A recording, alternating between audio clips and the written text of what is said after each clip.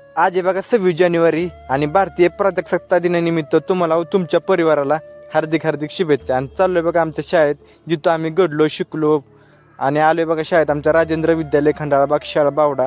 आणि चालू आहे कवायत. आणि 26 जानेवारी म्हणलं की आमचा महिना 15 दिवस नुसतं प्रॅक्टिसमध्येच घुमायचा. आणि शिक्षकांनी मारल्याशिवाय आमच्या कवायतीला बरंच यायची नाही. शिक्षकांनी मारलं तरच आम्हाला कवायत यायचं नव्हतं, कवायत यायचं नाही. पण भारी होतं ते दिवस. आणि आमचे शेखरदाजी कोंडाळकर आणि मोहितदादा पवार आणि आमची 10वी 2017-18ची क्लासमेट. आणि क्लासमेटला भेटून तर लय भारी वाटलं की आज लय दिवसात भेटलो त्यांना. आणि हे आमचे ऋषी बापूराव पवार.